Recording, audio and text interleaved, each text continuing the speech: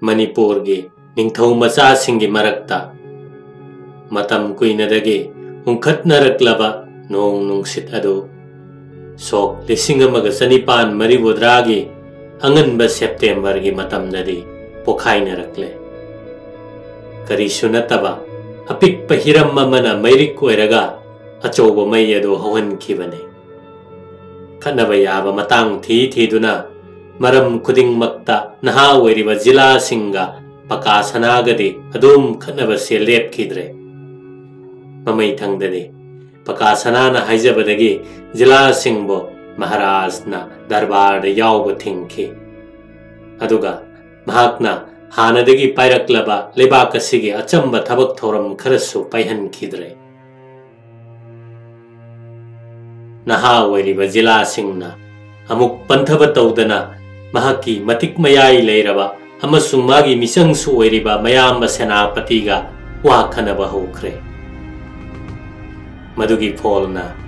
nongmagi ahing nongyai yorakpa maharaj amasung konunggi mi pumnamakna pothaduna kanna tumnakraba matamda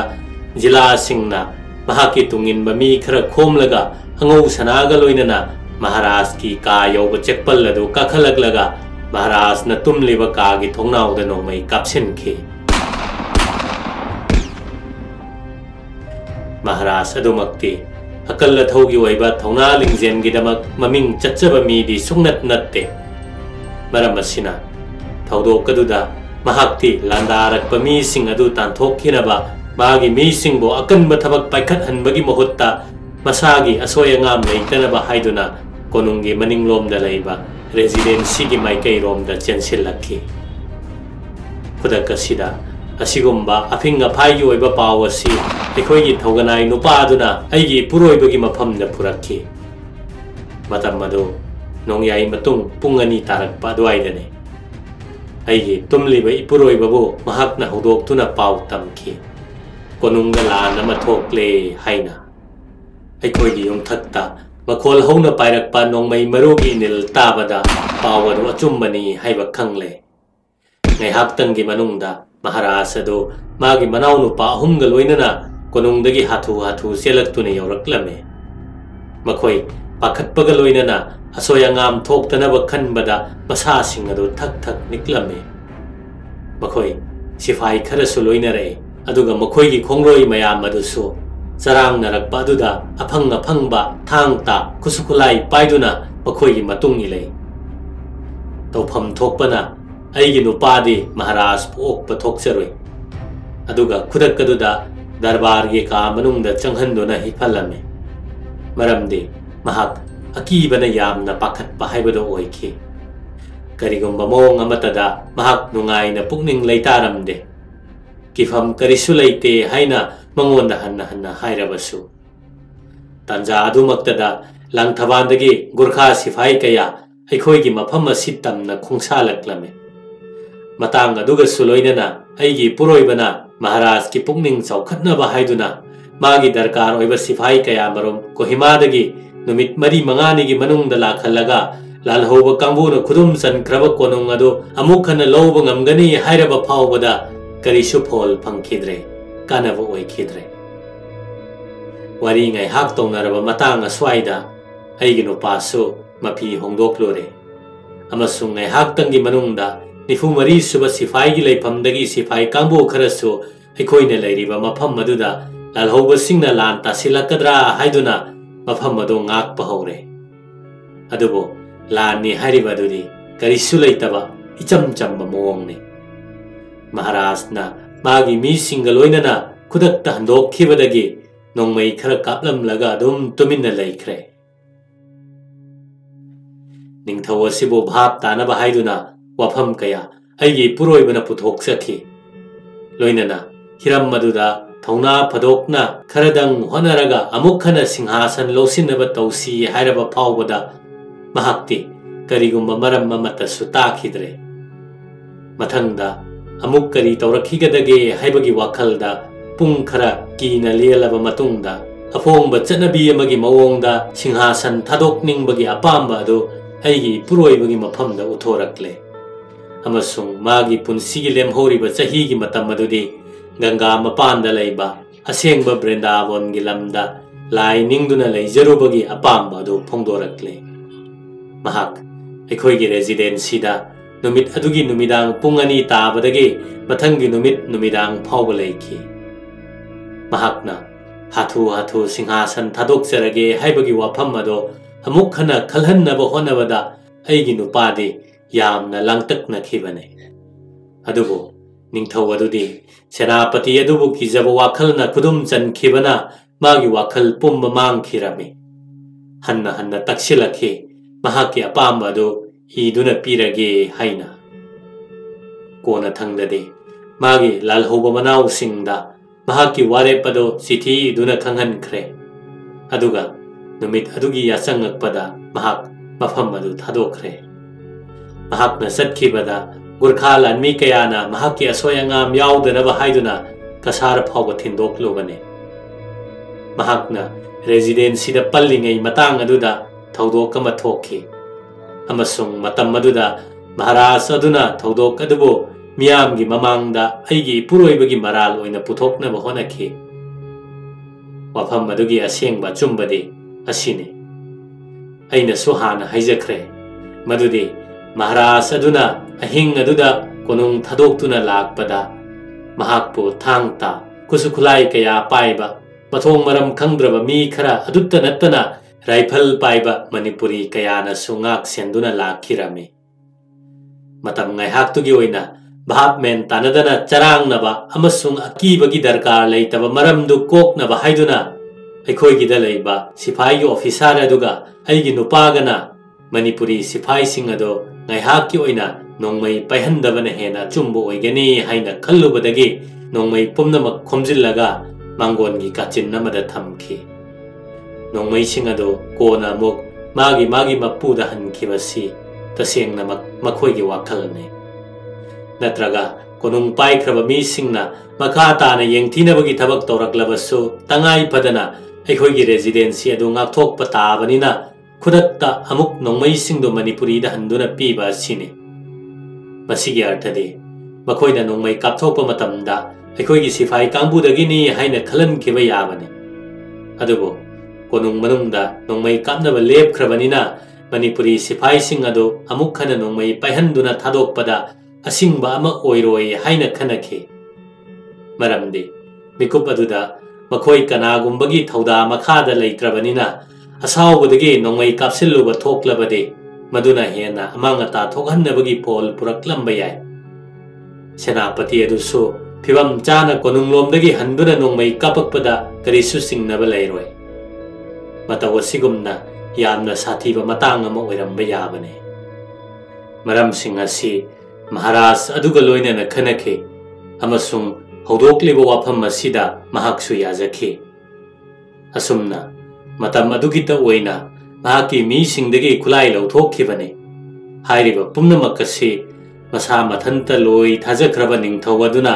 ꯃꯁꯥꯒꯤ ꯑꯣꯏꯖꯕ ꯐꯪꯅꯕ ꯍꯥꯏꯗꯨꯅ ꯁꯦꯔꯥꯟꯅꯕ ꯋꯥꯔꯤ ꯑꯃ ꯑꯣꯏꯅ ꯁꯦꯝꯒꯠꯈꯤ ꯑꯃꯁꯨꯡ ꯃꯍꯥꯛꯀꯤ ꯑꯌꯥꯕ ꯌꯥꯎꯗꯅ ꯑꯩꯒꯤ ꯏꯄꯨꯔꯣꯏꯕꯅ ꯃꯥꯒꯤ ꯁꯤꯐꯥꯏꯁꯤꯡꯗꯒꯤ ꯈꯨꯠꯂꯥꯏ ꯂꯧꯊꯣꯛꯄꯤꯈꯤ ꯍꯥꯏꯅ ꯃꯔꯥꯜ ꯁꯤꯈꯤ꯫ ꯃꯁꯥꯃꯛ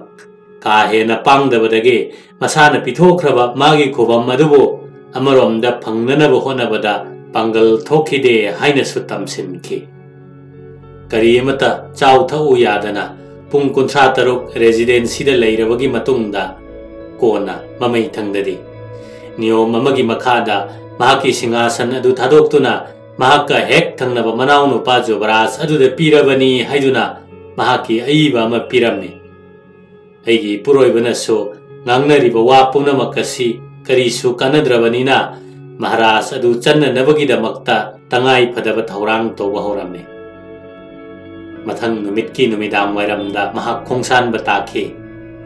ꯃꯟꯇ꯭ꯔꯤ ꯈꯔ ꯔꯦꯖꯤꯗꯦꯟꯁꯤꯗ ꯃꯍꯥꯛ ꯀꯥꯏꯅꯕꯒꯤ ꯕꯤꯗꯥꯏ ꯇꯧꯕ ꯂꯥꯛꯈꯤꯕꯁꯤꯡ ꯑꯗꯨ ꯃꯍꯥꯛ ꯆꯠꯈꯤꯒꯗꯧꯔꯦ ꯍꯥꯏꯕꯗ ꯌꯥꯝꯅ ꯊꯋꯥꯏ ꯅꯨꯡꯉꯥꯏꯇꯅ ꯎꯈꯤ ꯑꯃꯁꯨꯡ ꯌꯥꯝꯅ ꯅꯨꯡꯁꯤꯅ ꯊꯃꯣꯏ ꯁꯣꯛꯅ ꯕꯤꯗꯥꯏ ꯇꯧꯅꯕ ꯀꯌꯥꯁꯨ ꯌꯥꯎꯈꯤ꯫ ꯑꯗꯨꯕꯨ ꯄꯀꯥꯁꯅꯥꯅ ꯆꯠꯈꯤꯕꯗꯗꯤ ꯑꯋꯥꯕ ꯑꯃꯠꯇ ꯐꯥꯎꯗꯕ ꯃꯥꯜꯂꯦ꯫ ꯃꯍꯥꯛꯀ ꯃꯥꯒꯤ ꯃꯅꯥꯎꯅꯨꯄꯥ ꯑꯅꯤꯒ ꯃꯍꯥꯔꯥꯖ ꯑꯁꯤꯒꯤ ꯃꯁꯥꯅ ꯂꯣꯏ ꯊꯥꯖꯕ ꯑꯣꯏꯅ ꯆꯠꯈꯤꯕꯗ ꯂꯣꯏꯅꯈꯤꯕꯅꯤ꯫ ꯄꯀꯥꯁꯅꯥ ꯑꯗꯨꯗꯤ मियामना याबा मिसक खक ओइखिदे महक्ति यामना सु साउगले कलत मिहौसु सावे करिगुम्बा अमगी मरमदा हेक्तमक अतोपा मीदा मरालसी अमसुंग मफम पुम्नमक्ता अवाबा नुंगाइतबा थोखले महाराज मसामकपुदे मीसिंगना नुंगसिने पामने अदुबो मागी चाना तौबा मनाव अदुबुदि मीना नुंगसिबगी मवोंग अमत्ता लेते निंगथमथागी मतमदा अखोइना लमदम असिगी अतोपा जिलासिंगदा चटलुबा मतमदा खुंगंगी मीसिंगना हैरकपदगी खंगमा ngame मदुदि महाराज चटख्रे हाइबासिदा मखोइ यामना नुंगाइतबा पोई हाइबासि अदुगा पकासनाबुदि मखोइना मुख खलकपा पामखिदे अखोइगी रेजिडेंसी अमसुंग कसारगी लंबी मरक्ता लेबा तुरेल अदुगी मपानदा अइगी पुरोइबना मखोइगा बिदाई तौनखि अमसुंग मखोइ असोय अंगाम लेतना लंबी अदुदा अखोइगी गुरखा सिंगना ngak सेंदुना चटखिबदो महक यंगहोखि अदुगी मतुंगदा अनौबा लेबाक लेंगाक कमा हौननबा महक सुहलकले अदुबो अनौबा लेबाक ngakपगी मराई बक्ति था खरदंग चलमलगा नुंगाइतना लोइसिल्लो तमख्रबने जोबरास अदुदि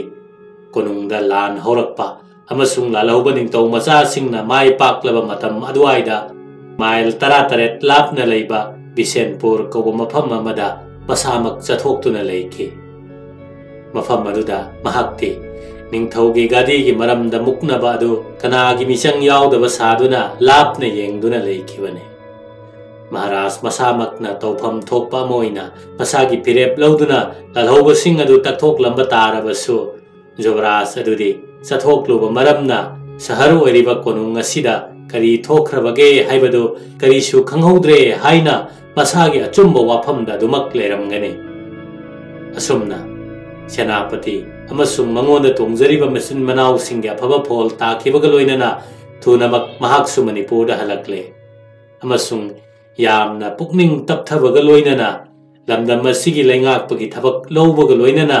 निंगथौगी महुत सिनबा अमा ओइबगी मिंगथोल अदुसु फंगले महाराज अदुना चटखिबा मतमदा महाक्का लोइनना मनाव अहुमसु यावख्रबने मखोइसिंग अदुदि पकासना सामू हंजबा अमसुंग दोलाइरेन हंजबा लेहौरिबा मखोइ मरी अदुना अनौबा फमसिंग अमुक पोखि हानगी जोबरास अदुना निंगथौ ओइरे हानगी सेनापति अदुना जोबरास ओइरे अंगौ सनाना सेनापति अमसुंग जिला सिंगना सामू हंजबा ओइरे नवेंबर था हुगलकपा अदुवाइदा अई चिंगदगी मणिपुरदा हलकले लेबाक असिगे लेंगाकपा अमा होंखिबदगी थबक थौरम पुम्नमक ओनबगुम तौरमे चिंगननिंगाई करिसु लेते अनौबा जोबरास अदुना लेबाक ngakpagi थबकता पुमसुप सुक्ले हाइबा याय अमसुंग मरम पुम्नमक्ता हेना चौखटपा फगटपा सोइरमे हानगी महाराज अदुना पालिंगैगी मतमदा चटपा यारमदबा लंबी अयामबसु सेमजिल्ले अमसुंग गारी थौबा याहले थोंगी यामनमक तंगाई फदबा मफमसिंगदा थोंग कयासु सागले खरामदि यामना फाना थौरांग तौबने हानगी ममिंग तवइना लेरंबसिंग अदुदगिदि चही अहुम हेना चटनरगनी हाइना पानरमे मी पुम्नमक्सु हेना पेंजबा नुंगाइबा मालमे लोइनना अइगी पुरोइबसु मणिपुर दरबारगा थबक तौमिनबदा हेना कोमजबा फंगले मरमदि हानगी मतमददि महाक्ना मिसक मरी खनबगी महोत्ता मी निपानगी अपाम पामदा मोट खनबा ताखिबने निंगथौ मचासिंगी मरक्ता करिसु नत्तबा मरमदगी खनबा कलक येंगथिनबसु लैखिद्रे लोइनना अइनसु मखोइ पुम्नमक कुमै फियोंगी मतमदा पुन्ना लाउ हाइजरबसु करिसु सिंगनबा नुंगाइतबा लैत्रे क्रिसमस की मतमदा मखोइ पुम्नमक थामै मंगालदा फोटो सिंग कापा याबा मैजिक लैंटर्न येंगबा लाखि मदो अइगी नुपाना इंग्लैंडगी पुरकपने हाइरिबा अदुदा मणिपुरी सिंगी फोटोग्राफ सिंग निंगथौ मचा सिंगी अमसुंग करिगुम्मा लमगी सरुक खरना चिंगबा महक मसामकना खन खनदुना कापे लैसाबी मैपाकपीगी मसक उलकपदा मयाम हराउना येंगनखे मरोइना Jobraj adunadi mahakpu yamna thagatche. Mahaki hana leiriba nupi mapangi mathangda leisabi asi magi oirani haina su mabukningda lepkhrabani.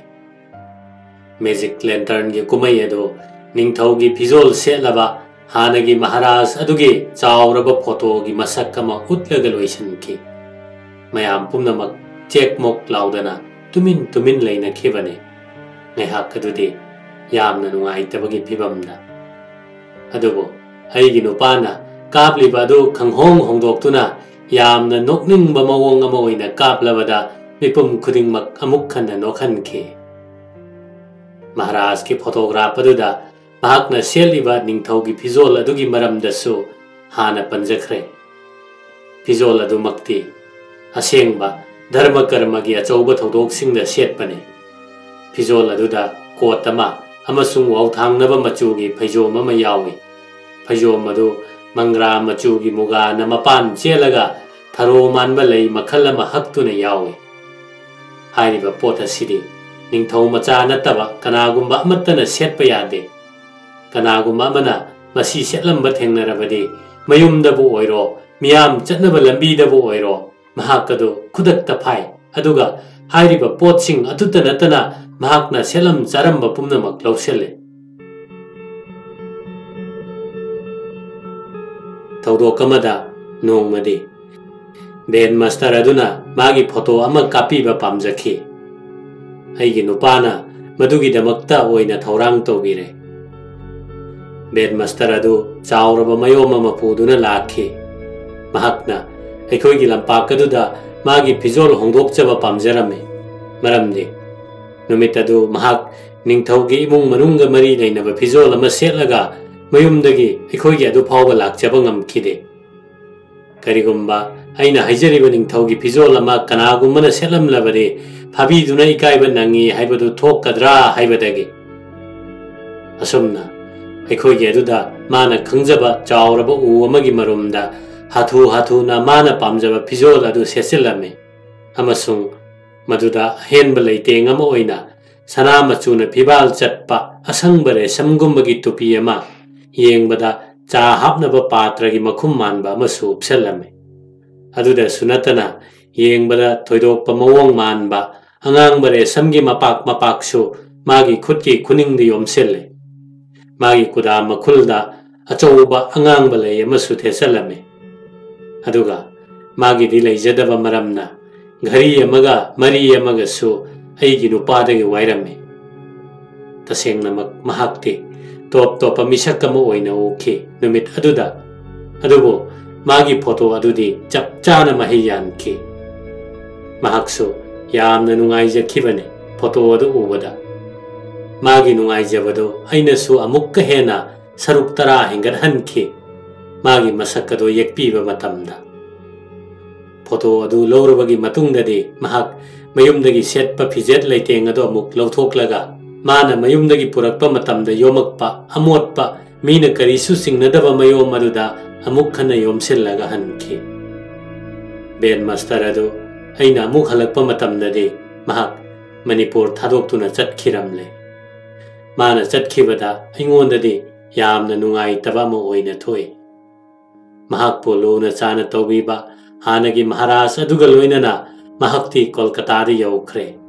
Aduga mahaki ben aduna karisu khongba heitraba havildar amagi mafamda khonglabasu khongdrabasu adum thanamle. Sok lising amaga chanipan maribudra mathoigi anganba January gi matamda aikhoi Chief Commissioner Mr. Quinton unanabagi damak Kohima da chaloi. Matam maduda yamna nungaina numit marini leire. Sathok khothok tuna mi pong unaba haibasisu matam pumnamakta nungaiba mawong amane. Manipur da leiba aikhoigi mafam madugi punsidi onthokna phakchinba tawpham lakpham khangdaba ama oikibane. Adubo tha kaya chupna angoba Europe ki misak amatta uba phangdrabada aigi ipuroibadagi aina khara hena nungai thokna len mangame. Madumakna mangonda yamna wahalami haibadi natte. Mahaksu thoba phibam singda masabu chuchinnanaba honajaki. ꯀꯔꯤꯒꯨꯝꯕꯗꯁꯨ ꯃꯍꯥꯛꯅ ꯐꯪꯖꯗ꯭ꯔꯕ ꯀꯌꯥꯒꯤ ꯃꯔꯝꯗ ꯈꯜꯂꯨꯕ ꯁꯨꯛꯂꯩ ꯂꯩꯇꯅ ꯀꯔꯤꯒꯨꯝꯕ ꯃꯇꯝꯗ ꯀꯅꯥꯒꯨꯝꯕ ꯑꯃꯅ ꯑꯩꯈꯣꯏꯒꯤ ꯑꯗꯨꯗ ꯂꯥꯛꯂꯒ ꯃꯇꯝ ꯈꯔ ꯂꯩꯔꯕꯒꯤ ꯇꯟꯖꯥ ꯂꯥꯛꯄ ꯈꯨꯗꯤꯡꯃꯛ ꯃꯍꯥꯛꯇꯤ ꯌꯥꯝꯅ ꯄꯨꯛꯅꯤꯡ ꯆꯪꯖꯕꯅꯤ ꯑꯩꯈꯣꯏꯅ ꯀꯣꯍꯤꯃꯥꯗ ꯂꯩꯔꯤꯉꯩꯗꯁꯨ ꯆꯤꯐ ꯀꯃꯤꯁꯅꯔ ꯑꯃꯁꯨꯡ ꯃꯥꯒꯤ ꯃꯆꯥꯅꯨꯄꯤꯕꯨ ꯃꯅꯤꯄꯨꯔꯗ ꯂꯥꯛꯄꯤꯅꯕ ꯀꯟꯅ ꯊꯦꯝꯖꯔꯝꯃꯤ ꯑꯗꯨꯕꯨ ꯃꯤꯁꯇꯔ ꯀ꯭ꯋꯤꯟꯇꯟꯗꯤ ꯍꯥꯟꯅꯅ ꯂꯝ ꯑꯇꯩ ꯆꯠꯄꯒꯤ ꯊꯧꯔꯥꯡ ꯂꯩꯈ꯭ꯔꯕ ꯃꯔꯝꯅ ꯑꯃꯁꯨꯡ ꯂꯥꯞꯈ꯭ꯔꯕ ꯂꯝ ꯑꯁꯤꯗ ꯂꯥꯛꯄꯒꯤ ꯃꯇꯝ ꯀꯥꯏꯊꯣꯛꯄ ꯉꯝꯈꯤꯗꯕꯅ ꯑꯩꯈꯣꯏꯅ ꯍꯥꯏꯖꯕ ꯑꯗꯨꯗꯤ ꯁꯤꯟꯗꯣꯛꯄ ꯉꯝꯈꯤꯗ꯭ꯔꯦ ꯂꯨꯔꯤꯕꯗꯤ ꯀꯣꯍꯤꯃꯥꯗꯒꯤ ꯃꯅꯤꯄꯨꯔ ꯌꯧꯔꯛꯄ ꯈꯣꯡꯆꯠ ꯑꯁꯤꯅꯤ ꯌꯥꯝꯅ ꯁꯥꯡꯕ ꯂꯝꯕꯤ ꯑꯁꯤ ꯅꯠꯂꯝꯗ꯭ꯔꯕꯗꯤ ꯀꯣꯍꯤꯃꯥꯗ ꯂꯩꯕ ꯀꯌꯥꯅ ꯌꯥꯝꯅ ꯇꯣꯏꯅ ꯑꯩꯈꯣꯏꯕꯨ ꯎꯅꯕ ꯃꯅꯤꯄꯨꯔꯗ ꯂꯥꯛꯂꯝꯒꯗꯕꯅꯤ ꯅꯤꯌꯣꯝ ꯑꯃ ꯑꯣꯏꯅ ꯃꯈꯣꯏꯒꯤ ꯁꯨꯇꯤꯒꯤ ꯑꯄꯨꯟꯕ ꯁꯔꯨꯛꯁꯨ ꯂꯥꯛꯄ ꯑꯃꯁꯨꯡ ꯍꯟꯈꯤꯕꯗ ꯑꯗꯨꯝ ꯂꯣꯏꯕ ꯇꯥꯕꯅꯤ ꯀꯣꯍꯤꯃꯥꯗꯒꯤ ꯍꯜꯂꯛꯂꯒ ꯃꯇꯝ ꯈꯔꯗꯤ ꯑꯩꯈꯣꯏꯒꯤ ꯂꯩꯐꯝ ꯔꯦꯖꯤꯗꯦꯟꯁꯤꯗ ꯑꯃꯨꯛ ꯂꯩꯔꯦ ꯑꯗꯨꯒꯤ ꯃꯇꯨꯡꯗ ꯑꯃꯨꯛ ꯑꯩꯈꯣꯏ ꯕꯔꯃꯥꯗ ꯂꯩꯕ ꯇꯨꯃꯨꯗ ꯆꯠꯂꯝꯃꯤ ꯑꯩꯅ ꯕꯔꯃꯥꯗ ꯆꯠꯄꯁꯤ ꯍꯟꯗꯛꯀꯤ ꯑꯁꯤꯅ ꯑꯍꯥꯟꯕꯅꯤ ꯑꯩꯍꯥꯛꯀꯤ ꯅꯨꯄꯥꯗꯤ ꯍꯧꯈꯤꯕ ꯆꯍꯤꯗꯁꯨ ꯆꯠꯂꯨꯔꯦ ꯑꯗꯨꯕꯨ ꯑꯩꯍꯥꯛ ꯃꯇꯝ ꯑꯗꯨꯗ ꯌꯥꯝꯅ ꯀꯟꯅ ꯅꯥꯈꯤꯕ ꯃꯔꯝꯅ ꯃꯍꯥꯛꯀꯤ ꯃꯇꯨꯡ ꯏꯟꯕ ꯉꯝꯗꯅ ꯑꯗꯨꯝ ꯂꯩꯍꯧꯈꯤ ꯑꯩꯈꯣꯏꯅ ꯆꯠꯄ ꯈꯣꯡꯆꯠ ꯑꯗꯨꯗꯗꯤ ꯅꯨꯡꯁꯤꯠ ꯅꯨꯡꯁꯥꯁꯨ ꯌꯥꯝꯅ ꯐꯖꯅ ꯅꯨꯡꯉꯥꯏꯔꯛꯄ ꯃꯇꯝꯅꯤ ꯑꯩꯈꯣꯏꯅ ꯂꯥꯛꯈꯤꯕ ꯂꯝꯕꯤ ꯑꯗꯨꯗ ꯎꯕ ꯃꯍꯧꯁꯥꯒꯤ ꯂꯝꯗꯝ ꯑꯁꯪ ꯑꯃꯥꯟꯁꯤꯡ ꯑꯗꯨ ꯊꯣꯏꯗꯣꯛꯅ ꯅꯨꯡꯁꯤꯕ ꯐꯖꯕꯒꯤ ꯃꯁꯛꯅꯤ ꯀꯁꯥꯔꯒꯤ ꯂꯝꯕꯤꯗ ꯂꯩꯍꯧꯕ ꯖꯪꯒꯜꯁꯤꯡ ꯑꯗꯨꯒ ꯃꯥꯟꯅꯗꯅ ꯃꯐꯝ ꯑꯁꯤꯒꯤ ꯖꯪꯒꯜꯗꯤ ꯑꯗꯨꯛ ꯍꯛꯅꯁꯨ ꯀꯨꯡꯗꯅ ꯍꯦꯛ ꯌꯦꯡꯊꯣꯛꯈꯤꯕꯗ ꯑꯀꯣꯏꯕꯗ ꯂꯩꯔꯤꯕ ꯃꯐꯝꯁꯤꯡ ꯑꯗꯨꯒꯤ ꯊꯣꯏꯗꯣꯛꯅ ꯐꯖꯔꯕ ꯁꯛꯇꯝ ꯀꯌꯥ ꯃꯔꯛ ꯃꯔꯛꯇ ꯎꯕ ꯐꯪꯏ ꯑꯁꯪꯕ ꯎꯅꯥ ꯋꯥꯅꯥꯒꯤ ꯑꯍꯥꯡꯕ ꯃꯐꯝꯁꯤꯡꯗ ꯂꯩꯕ ꯂꯝꯕꯤ ꯑꯗꯨꯅ ꯑꯩꯈꯣꯏꯅ ꯁꯨꯝ ꯂꯥꯛꯄꯗ ꯅꯨꯡꯁꯥ ꯃꯉꯥꯜꯅ ꯌꯩꯕꯗ ꯂꯪꯈꯠꯅ ꯎꯔꯤꯕ ꯂꯩꯇꯦꯝ ꯃꯥꯟꯅꯗ꯭ꯔꯕ ꯖꯪꯒꯜꯒꯤ ꯂꯝꯗꯝ ꯑꯗꯨꯗ ꯆꯤꯡꯒꯤ ꯅꯥꯄꯣꯝ ꯀꯌꯥ ꯋꯥꯡ ꯆꯥꯎꯅ ꯃꯊꯪ ꯃꯊꯪ ꯂꯩꯔꯝꯕ ꯎꯈꯤ ꯅꯛꯁꯤꯜꯂꯛꯄ ꯃꯇꯝꯗ ꯁꯪꯅ ꯏꯪꯅ ꯎꯕꯗꯨ ꯍꯦꯟꯗꯣꯔꯛꯂꯕ ꯃꯇꯝꯗꯗꯤ ꯑꯃꯨꯛ ꯃꯪꯒ꯭ꯔꯥ ꯃꯆꯨ ꯃꯥꯜꯂꯒ ꯁꯨꯝ ꯂꯥꯞꯊꯣꯔꯛꯄꯒꯤ ꯃꯇꯨꯡꯏꯟꯅ ꯑꯊꯥꯞꯄ ꯑꯇꯤꯌꯥꯒ ꯁꯝꯅꯕ ꯃꯥꯟꯕ ꯃꯐꯝꯗꯗꯤ ꯁꯪꯂꯩꯅꯕ ꯃꯆꯨꯅ ꯐꯤꯕꯥꯟ ꯆꯦꯜꯍꯧꯏ ꯑꯩꯈꯣꯏꯒꯤ ꯄꯨꯛꯅꯤꯡꯗ ꯎꯈꯤꯕ ꯆꯤꯡ ꯀꯌꯥ ꯑꯗꯨꯒꯤ ꯗ꯭ꯔꯤꯁ꯭ꯌꯅ ꯅꯨꯡꯁꯤꯕ ꯐꯖꯕꯕꯨ ꯁꯩꯊꯥꯅꯤꯡꯕꯅ ꯄꯤꯛ ꯊꯜꯂꯤ ꯑꯩꯈꯣꯏꯅ ꯇꯨꯃꯨ ꯅꯛꯁꯤꯜꯂꯛꯂꯕ ꯃꯇꯝꯗꯗꯤ ꯆꯠꯂꯤꯕ ꯂꯝꯕꯤꯒꯤ ꯅꯥꯀꯜ ꯑꯅꯤꯃꯛꯇ ꯆꯤꯡꯁꯨ ꯄꯥꯝꯕꯤꯒꯤ ꯖꯪꯒꯜ ꯉꯥꯛꯇꯅꯤ ꯑꯃꯔꯣꯝꯗ ꯅꯨꯡꯁꯥꯒꯤ ꯃꯩꯁꯥꯗꯤ ꯌꯥꯝꯅ ꯁꯥꯒꯠꯄ ꯍꯦꯜꯂꯝꯃꯤ ꯅꯨꯃꯤꯠ 5ꯅꯤꯒꯤ ꯃꯇꯨꯡꯗ ꯃꯅꯤꯄꯨꯔ ꯑꯃꯁꯨꯡ ꯕꯔꯃꯥꯒꯤ ꯃꯔꯛꯇ ꯂꯩꯕ ꯃꯣꯔꯦ ꯀꯧꯕ ꯃꯐꯝꯗ ꯂꯩꯕ ꯑꯩꯈꯣꯏꯒꯤ ꯊꯨꯡꯐꯝ ꯑꯗꯨ ꯌꯧꯔꯦ ꯑꯩꯈꯣꯏ ꯕꯧꯙꯒꯤ ꯂꯥꯏꯁꯪ ꯄꯦꯒꯣꯗꯥ ꯑꯃꯗ ꯂꯩꯔꯨꯏ ꯄꯦꯒꯣꯗꯥ ꯑꯗꯨꯗ ꯕꯨꯙꯒꯤ ꯃꯨꯔꯇꯤ ꯂꯣꯏꯅꯅ ꯑꯇꯩ ꯑꯆꯝꯕ ꯎꯃꯪ ꯂꯥꯏ ꯀꯌꯥꯒꯤ ꯁꯛꯇꯝꯅ ꯄꯤꯛ ꯊꯜꯂꯤ ꯃꯗꯨꯅ ꯇꯥꯛꯄꯗꯤ ꯃꯐꯝ ꯑꯗꯨ ꯑꯁꯦꯡꯕ ꯃꯐꯝ ꯑꯃꯅꯤ ꯍꯥꯏꯕꯁꯤꯅꯤ ꯕꯔꯃꯥꯒꯤ ꯃꯤꯑꯣꯏꯁꯤꯡꯗꯤ ꯂꯩꯁꯨ ꯌꯥꯝꯅ ꯄꯥꯝꯃꯤ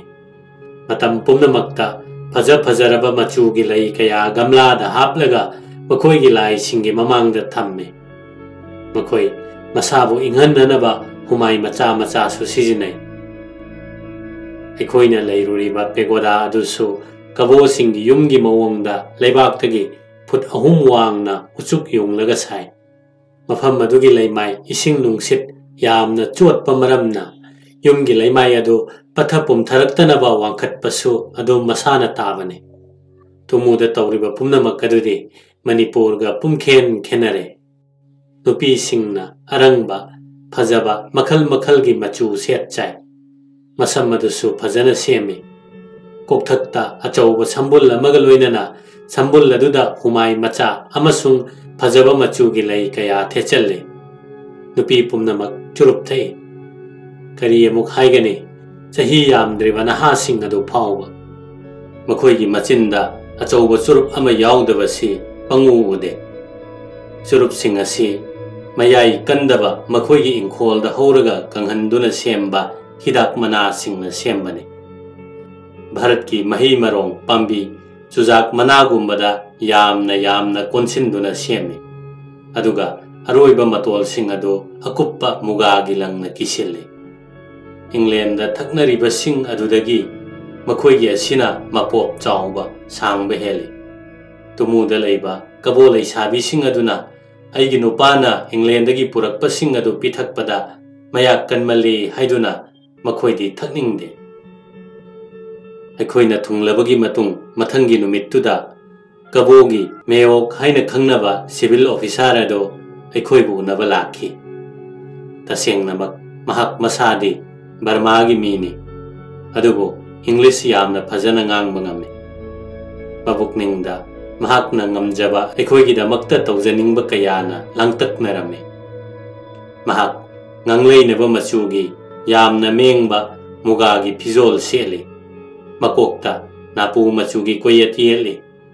asumna yengbada phajaraba ngangleinaba sagol machama magi phizol aduga loinana tongduna chatpado tasengnamak phajabagi masakne aikoisu sagol tongduna tumuda changningi hairubada mahakna noluppaga loinana aikoigi lambi chingbiduna chatminakhi amasung halakminakhi mahak loinabada nungairaba misakama oina aikoigi pukningda phauki aidi tumuda leibado yamna nungaijai khungangi akoibada chatuna pegodana chingbadu yenge amasung mafam adugi khangba yaba sing adu khangjelli mafam adugi phajaraba mugagi pot kharaga loinana top top mawongda ningthijana haktuna saba ugi satrang maru sing su leire aikoigi sanabaga chap manana Burmagi mi su angauba amasung amuba machuna yekpa upakamada masing chap manana satrang sane sanabagi niyom su amhane adubo po sing adugi mamingdi tongana tholi aikoigi po maru dalan amasung akalla thogi mohutta makhoigi di samu amasung pegoda waina hai satrangdi manipuri singsu sane amukhak aina maharaj adugi waina leiba samu maya amasung sanagi ningthijana haklaba apunba satrang maru sing uki aina ijariba matam masigi waina aina tumudagi ama purakpa dudi uyungdagi sabane ubada thainagi pot mana ingondadi sumatpa phauze meyok adunadi aigidamakta satrangi ahanba set ama sahannaba kanna ningjakhi adubo aidi matam aduda phangjariba mafam adugi pot aduna hena phare khanduna adum lakle ekhoi ayuki saklen khara sarunaba halakpa matamda meyok aduna pawama sutamki madudi Sifai sing da thabak tawba Grand Koba Saheb amasu mafam aduda lei haina aikoidi madu yamna nungaiba pawama oiki maramde Manipur da aikoina leiba matamda mail maribudra taruk lappa Kohima dagi nakshinna aikoigi misak yumlo naba amal lei haibagi wakal suklei lei kidabane adubo hojikti kanaguma misak kama leiramle atenba khongchat supnagi mail humpu mangagi lamda aigi puroibana chatlaga nupadu unarugani haibani adubo mana chatringaida hariba saheb masamakna aikoibu nabalaki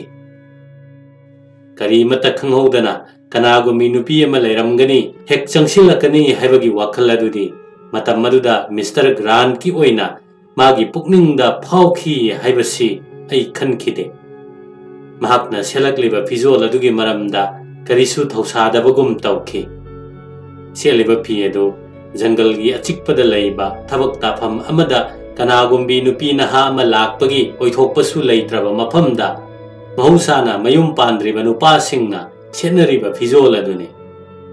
adum moinamak mahaki nungai jedaba adu thunamak semdoknaba tawki mahak amukhanna magi banglorom da satkhre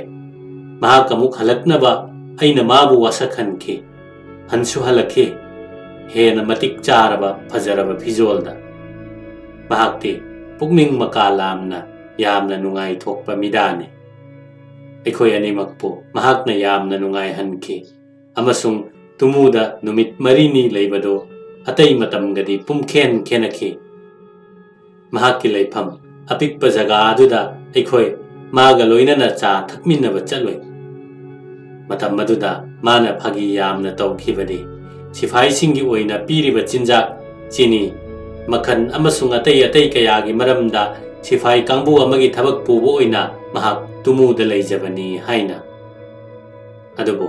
mafam adugi achikpada yamna chawkhalaba lamdamdagisu yamna lapna leiraga mahak masamak yamna thawai chawthokna amasung pukning nungai thokna leirambado aikhoidi ngakhibani more thanada leiba aikhoigi thungpham aduda mahak nongma lakhi aduga aina kek sabada mahaksu yausinduna iteng panglami ichum chumna hairabada kek ado musuk muna katheklami aigi nupana kek kakpagi mawong khara su hodoi amasung adum tawbaduda aikhoina tinggadaba numit kharanigi maital tingdaba yarani haiduna kek makhal sing adugi maramda wafam atai su phongdoknarami Mr. Grant ka aigadi hanba leitana kek ado kaktuna adum thabak chathabada konadi mamaida yawba saruk ayambade yamna phana chaba yaramba du thengnaroi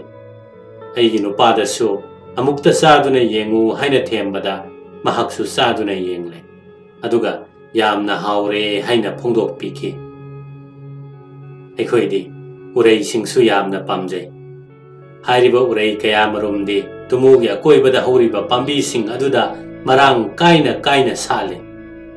asumna aikhoi kongna yamna nungai thokna lam sangna chalaga urei kaya pambom thanna yansillaga halai aikhoina Burmada leibagi matam adu loiraduna Mr. Grant ka bidai tonabada aikhoi kaya da nungai khidaba mahaksu matam khara suti lauraga aikhoi gida lakpiyo amasung loktak patta nganu kaminarusi haina aikhoina themjaramkhi Assam ki Telegraph Department ki Superintendent Mr. Melville amasung nifu humdoi suba Gurkha Rifles ki Lieutenant Simpson makoyani aikoi gida lakadauri haibagi pawasi aikoina halakpa lambi da taba phangki makoyani mak Kohima dagi Manipur tamna laklaga langthawal da thamlamba sifai gi potchai kaya yengselunaba hukum amagi makhada lakpani aikoidi makoi lakani haiba pawasi tabada yamna nungai jakhi maramdi ningtham tha khudingi chumnagi mi ama ani magi mathau oina sahi khara sida lakhiba sing adu phawba aikoi ningba thungkide aikoina tumudagi Manipur yoraklaba matung numit tarani gi matungda Mr. Melville thunglakhi Mr. Simpson di adum hana lakhre mahakti Shillongda aiga munna khangnaraklabani luna tinaba marup mapang amasune mahak yamna singi isaisu phajana sakpa mini pung kaya chupna mana piano khongjabadagi hena pamjaba atai pamjaba amatta leramde yetpirudrabadi mana pamliba makhai adum khongduna leibani aigi nupaga mahakadi yamna chanaba marupoina tinakhi aikoi ani su apamba chane loinana Mr. Simpson aigi nupaga loinana use kaminabada yamna nungaije ningthaugi macha singdasu maroina Jobras aduga yamna hinerame Jobras na mahaki nongmai sing adu yengi amasung sifai gi lanmi gi oiba waphamda wari kaya sane sauche kapagi thoram kaya Jobras aduna sillang mane amasung sauche kapa chatluba khudingi makhoi gi khaw sing ado pik thanna halakhibane Mr. Melville di aikoi ga loinana numit humni dang leikhi adubo mana tumudagi halakpaga aikoida numit nini muk leikhigani haina wasaklami mahak tumuda mahaki office yengsinba chatpani Mr. Melville na thungba February tang kunmathoi nongmaijing numit ki yasangbada Chief Commissioner na aikoida tharakpa telegram ama phangbada aikoi pumngak ngaklami marol de asine aihak thunamak Manipur da laknaba thaurang tawri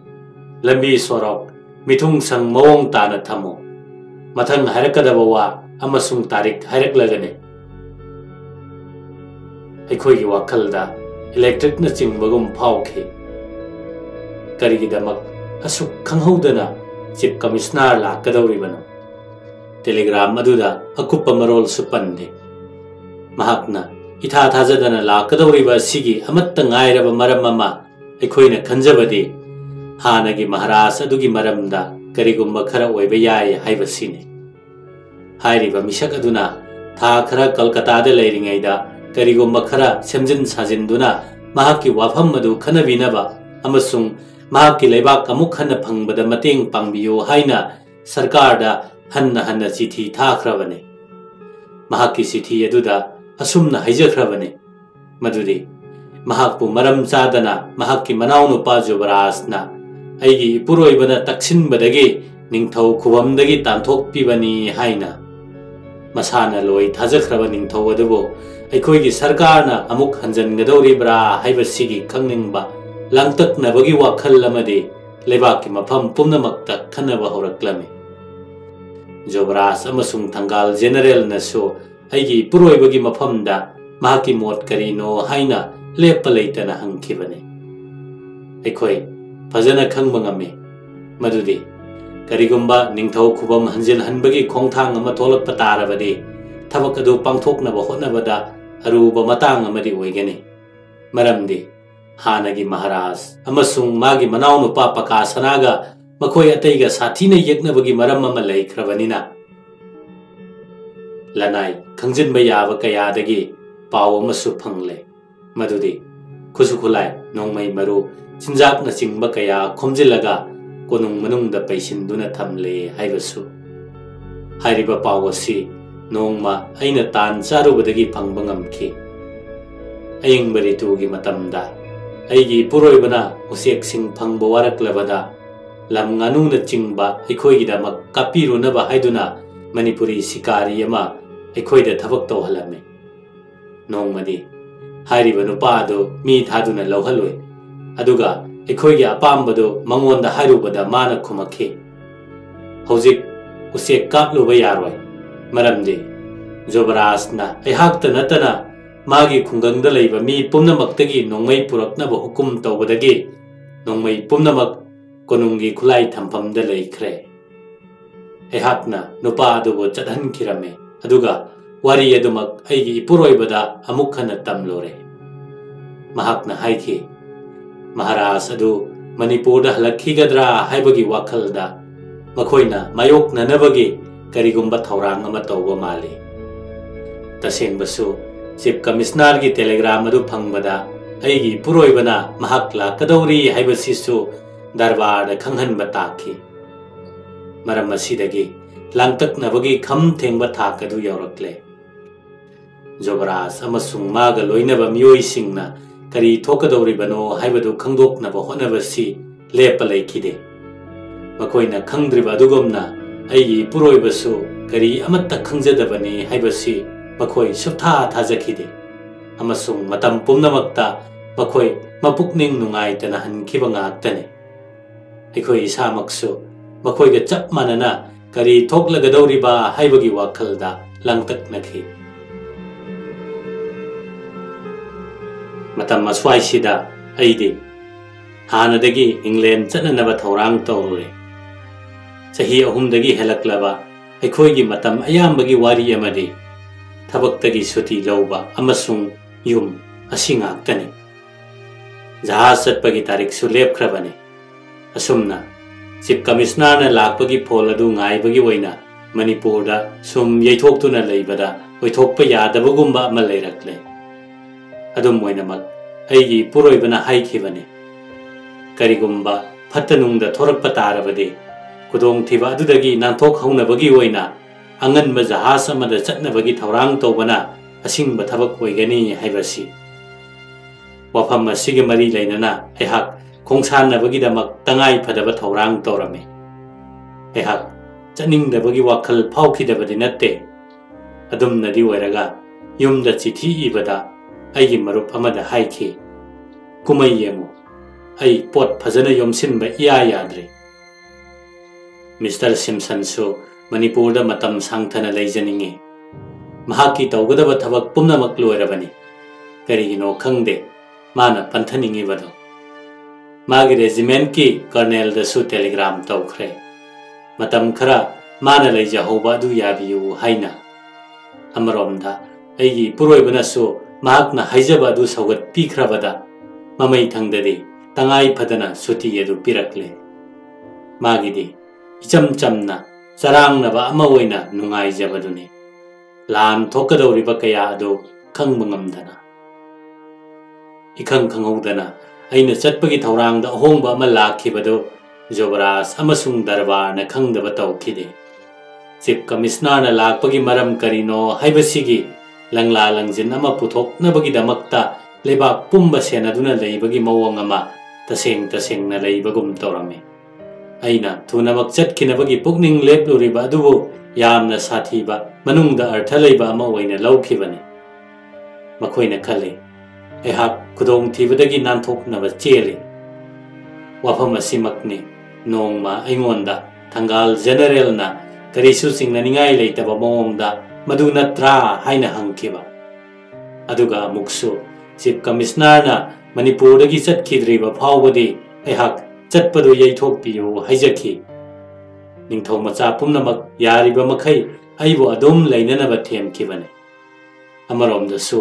ahal oiraba general aduna Maharashtagi chap manaraba wafam adu puduna kayarak hannasu lakhibane aigi khongchat adugi damakta jahaz ki sel pikhrabani haiduna makoida sandokna hairaga loinana masimasu khanghanki madudi karigumba aina akaknaba tarik aduda chattaba thoklabadi sel pumnamak makoina matkragani haibasu adugo wafam aduda makoina karisu oikide aina chatkibadu makoina sukpam pamjadabagumna ehakpu adum leinanaba hanna haijaki makoina hairiba adune aigi nupana aibu chathaningdabane aigisu leithaningba wakhalgi apambane pumnamak aduna aigi phirepsu oikhre Mr. Quinton thunglagadaba numit 10 walingaida pawama sengna tare madudi mahakna lakpagi thabakti hanagi Maharaj adu hanjin hannabagi natte haibasi adu oirabadi ai kari tawgadage haibado aingonda haibinaba aigi puroibada taksilubada mahakna haiki thoidokna khudong thiba lakpa yabagi khande aduna nang sum leiba yareda lakadaba thodok singi maramda kayagi matik yang na wari sanakhiba haibado ai yamna phajana ningsingi aduga aigi puroibana su haikiba karigumba khara thoklabasu makoina aibudi yumgi makhada leiba leinunggi ka sing aduda karisu asoi angam yauhaloi haina aikhoigi tungi punsibu kanjinduna leiriba maikhum madugi marimda kari leiri haibadu aikhoina hana ujaba ngamlamlaba mongphamgi mapan maktada leppagumani haibasi khanglamlabadi tungda oirakadoriba leimai khangdana lukraba norokki masak oiraba amamba ko masida asibabu aikhoina ngaiduna leigadabagi sarukpude aikoi anigi marakta khudakta sininglamloidabasi kanano adum oinamak pumnamak asi ngakpi heiba isorgi khujil thaurangni haibasida karisu singnaningai leitre aikoi khudingmakna laibakta kari tamlibage haibadu khangjaba ngamdana amasung sangsilakliba chahi kayagi leisin nongphai marakasida kari amattasu uruba ngamdana aikhoigi marakta nongmagi chatkriba lakliba pumnamak asisu isor mahaktagi maya thangne